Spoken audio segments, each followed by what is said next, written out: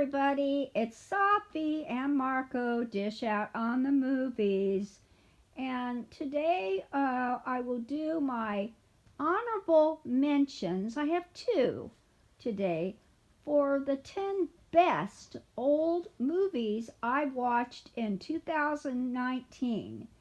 First, Gremlins 2. It's a very complete movie. It's fun, and especially to watch on Christmas. May not be your typical Christmas movie, but that doesn't matter. It's still fun to watch. And the other one is, I think it's a Hallmark movie. It could be a Lifetime, because obviously, or somehow, they're in a big, stiff competition right now, even though this is an older movie. I just think it was a very clever story about time change and how it affected a blind date matchup. And, the problem with those movies, they can be very formulaic, but this was clever because it was just on something obvious that people get messed up on when the time changes. They oversleep or whatever, but I thought it was clever. So it's an honorable mention. So that's it. You never talked about the title. You never said the title. I did. It's an hour behind. Oh, okay. You did. So, okay, everybody. Now we are going to start my top 10 best old movies that I watched in 2019. Okay, my number 10 is Ghoulies 2. Believe it or not, because it is the best Ghoulies movie, of the four. And I just don't get how it happened, but it's perfect. It's complete. There's attention to detail. It's funny, and they paid so much attention to it. It's like writing a paper or something, or sewing something, or drawing something. They paid very close attention to the whole detail of making the movie, I thought, and it was good. So that's my number 10. And just to be clear, the rest of the Ghoulies movies I think are crap. And I just have a question. The main male star, who actually started off the whole series in the number one movie, Ghoulies, is not even in this movie, but it was still really good. Yeah, we were worried. In fact, I was very worried because at the end of Ghoulies, we complain a lot about the plot, about how you couldn't figure it out. You had to piece it together yourself because they showed the ending shot of the first Ghoulies was him, his girlfriend, and then the friend with the weird glasses, and they were in the car, and then two Ghoulies appear in the back of the car. And I'm sorry, but that's just not an appropriate ending. You could do that like if it's a one-off movie and there's no ever Ghoulies movies in the future, but that was inexcusable that they never even resolved any of that stuff that happened in that movie. But this movie, it didn't matter that they didn't resolve that. It was so good that it didn't matter. Okay. Well, my number 9 movie is Brides of Dracula, which sounds funny, but I liked it because a different person plays Dracula, and there was an interesting take on a usual vampire story.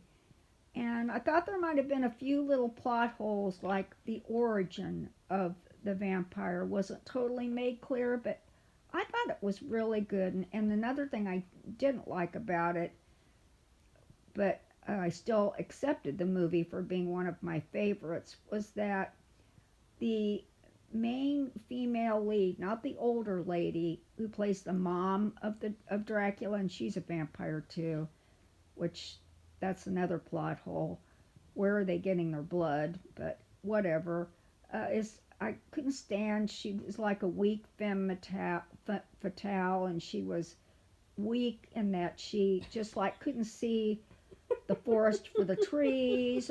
She couldn't see the obvious, and it was really bizarre. You liked her a lot. You liked her so much you called her a cream puff in your review. Well, that's what I meant. She's a cream puff because she's a dope. Okay. And so, I think we all know that you liked her in this movie.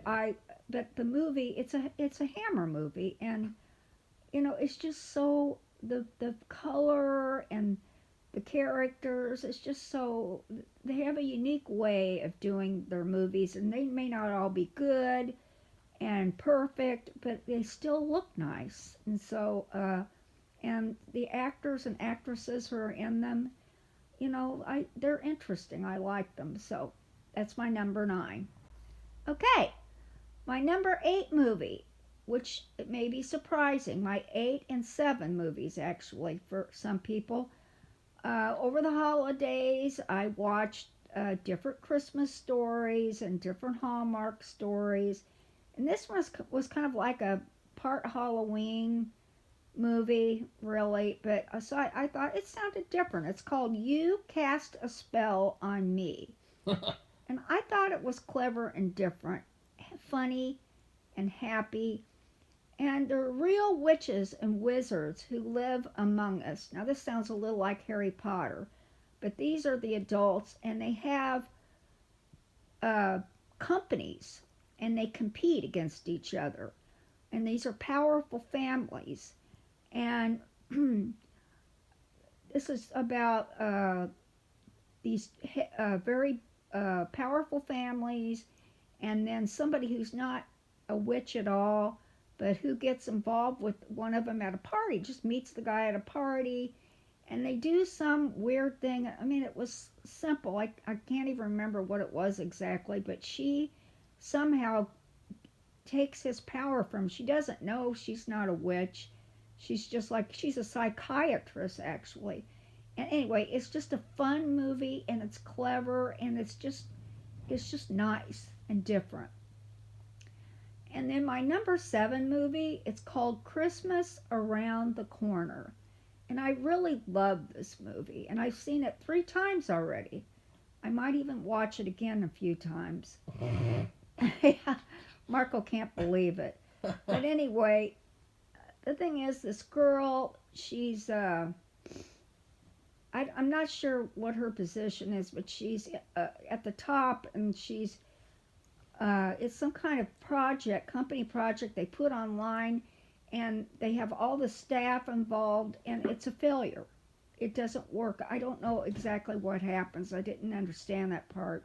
But anyway, she kind of sits around and is depressed, and she decides to go to this town. Her mother went 2 years ago, and she painted a picture of this bookstore. And so you can go to this bookstore. It's kind of like going to a farm, and you can volunteer for a week, and it's part of like a vacation, like a working vacation. Well, I think you can stay here a month. And so she decides she'd just go here, and she'd work in this bookstore, and they have an apartment for the person to stay. It's right next to the bookstore. And so she turns all of her, I mean, it was a very ugly, horrible thing to her career into something good, and she cleans it up, and then there's a guy there who owns a bookstore, and he just wants to get rid of it. And so anyway, I thought it was a great story of positivism, keeping busy, and putting your ideas into good use, not giving up, and learning from your mistakes. And I just really liked it a lot. So that's it. My number 6 is The Dead Zone. And I liked it because mainly Christopher Walken gave the best performance. I would call it the bomb. I thought it was a good story, and it emphasized the weakness of politicians and how how they can literally use people to further their careers, but they have bad intentions. And one thing I didn't like a lot was the female lead. I didn't. It was part of the story, but I didn't like that part of the story. And so, but his performance was really good, and and it was an interesting story too. So that's why it's number 6. Basically, from from the moment the movie opened, you should have known what was going to happen with her, because he was reading out loud that Raven story, and you know what that story's about. It's about a guy who lost his true love, and he's sitting Mm, there crying about it and everything. And so basically, that's what the movie is, and that's how it ends too. that's a And and good like point. there's no payoff to it or anything. It's almost like Stephen King secretly just kind of copied that and then built the story around copying that. Or he And maybe he didn't realize it. I don't he's not a good writer, and so. know. Although, like, I have several of Stephen King's movies in the top 10. Okay, my next one is, which my son's mother in law won't probably make her happy. I put it at number 5. It's called The Stand. And now it's a good story, and the actors are good. And what I really liked was Rob Lowe and Gary Sinise's performances, especially Rob Lowe, because I never thought of him as some really excellent actor. I mean, he's really good looking and he's really nice. He has older children. He's really interested in his genealogy. I saw that. I really enjoyed that. But anyway, he had a really good performance. But it's a good story. The problem is, I guess, with it is I think it's too long, and apparently the book was too long for the publisher's liking too. But the reason why it's long is because it was a mini series on TV. In fact, when it was on as a mini series, I watched it. And you don't notice things like that when it's a mini series. Well, But actually, people did not like the short version of the book that got cut down by publishers, and so he re-released the book in its original form, and mm, everyone who likes that book says that that version is the better version. So, oh, well, it, that's the book, though, right? yeah. Well, that's different. This is the movie.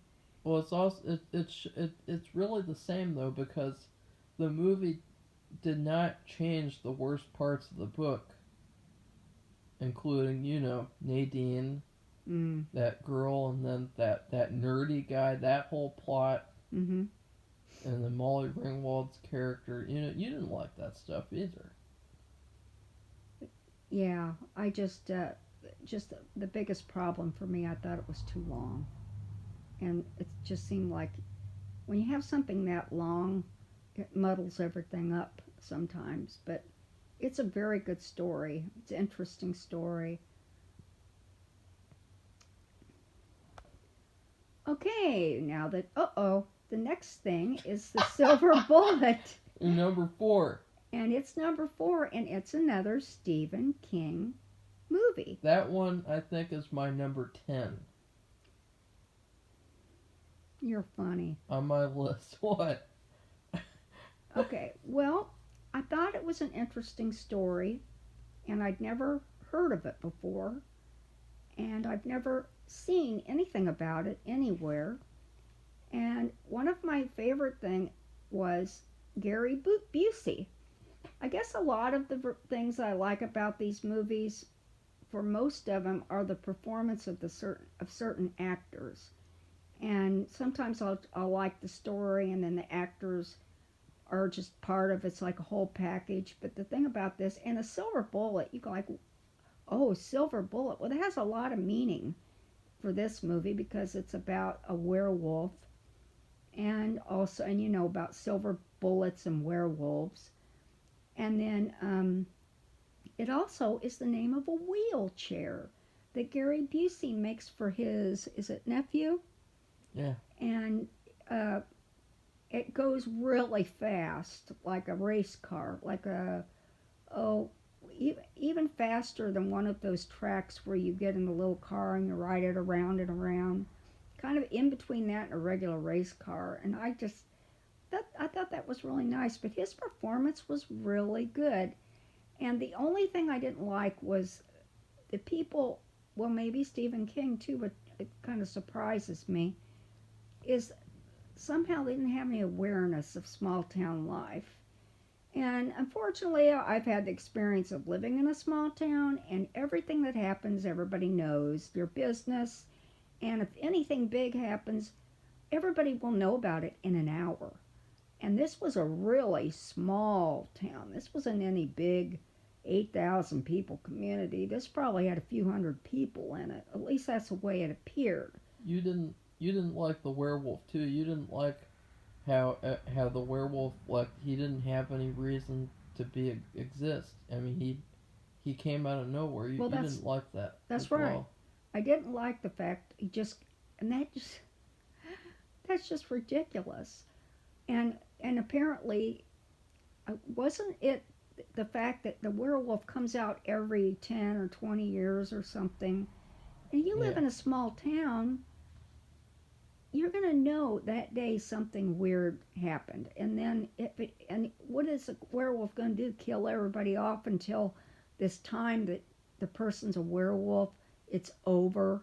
I mean, and nobody knows about it or wants to do anything about They it. handled that better in Phantasm, if you remember how they had it where he would appear at times in history and he would kill off the whole town.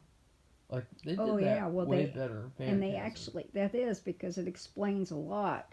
The whole town was killed off. This thing, apparently everybody stays alive and they don't talk about it. I mean, that's not true. I'm sorry, it just doesn't happen. Anyway, I still thought it was an interesting story. The title is dual, has dual meaning, and I really like Gary Busey's performance. I mean, he's been made fun of, and people thought never took him seriously, but I thought he did really well in this movie. And that's my number 4. What's your number 3? Oh, okay, sorry. Okay, well, my number 3, I changed this around. I had this at number 1, and sorry, it's Wall Street. Now, compared to the rest of these, it's almost like a normal movie. In other words, everything else is kind of like, well, it's either a love story or it's a supernatural story. And this is a regular movie about regular things like the people who work on Wall Street can be shady. I'll just put it that way. I thought it was a good story, and there were some depressing things about it because we've seen this in the news about what these people have done. And sometimes they don't get in trouble. But I really liked the fact that Martin and Charlie Sheen acted together in the movie. I thought that was really nice. And the way the story turned out, I liked that too. Um, but it's still my number 3 because I thought it was very well put together, and the fact that Martin and Charlie Sheen worked together, I really liked that part too. I thought it really added to the story. It made it more realistic. The fact that in the movie they are father and son. So And if you guys are wondering why she watched this movie out of the blue, it's because I forced her to watch it. Because 2 years ago, when we started the channel, actually, a month after, it was in November, I wanted to take her to see Wall Street in the theater, and then we review it on the channel. And because they were supposedly releasing the movie for a special anniversary screening. And guess what happened? They didn't show the movie at theaters around us, of course. yeah, we don't That's get anything that's usually what special. happens with these movies. And so that was very, very disappointing. And so it came on Hulu, and I said, you better watch it right now. And thank God for Hulu. They've really helped us out. Yeah. All right, well, my final 2 movies, top 10 movies, older movies that I watched in 2019 are number 2, Thinner. It's an excellent short story by Stephen King. I had never heard of it.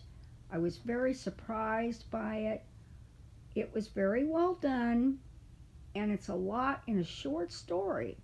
So it's like, I mean, it's not, you would never know it was a short story. It's there's a lot that goes on, and I think it was really worth it to watch.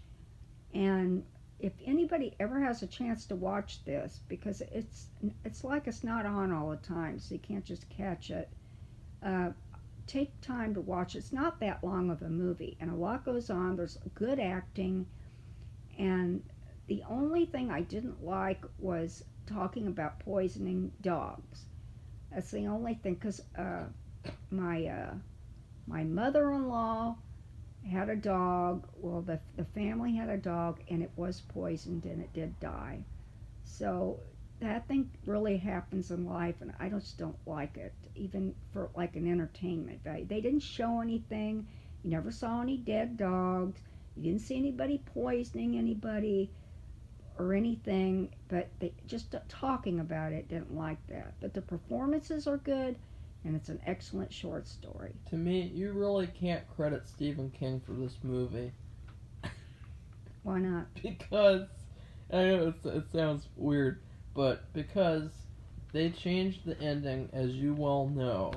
The ending was originally horrible, stupid, and just completely ruins the whole story, and Tom Holland rightfully changed it. And Oh. also, the movie was better because of his directing, the acting, performances, especially the best friend, probably the best friend or best friend in movie history. And there's so many other factors going into why the movie is good. The least factor is Stephen King's work as a writer and story. Because the basic story is kind of, it's okay. Well, I just thought for a short story there was a lot in it, and the actors did very well, and especially the one Italian mafia person, the lawyer got off. He is in Criminal Minds, and I think it's Joe Manzioni or something like that.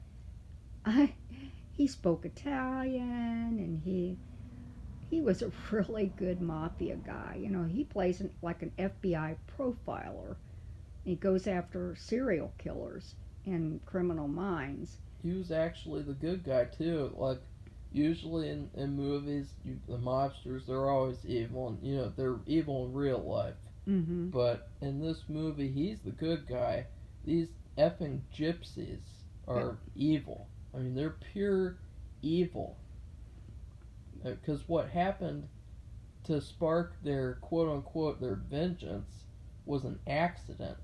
And these gypsies, they just will not let it go, and they're just, ugh. They're the worst. Well, his performance was really good, and it's too bad. Maybe he's been in other like mafia kind of movies, but I've never seen him in one, and he did really well. Okay, number one, Two Faces of Dr. Jekyll. Surprise, surprise, surprise. I just commented on this on Facebook on the Hammer Movie Group site, but it is the best Dr. Jekyll story I've ever seen.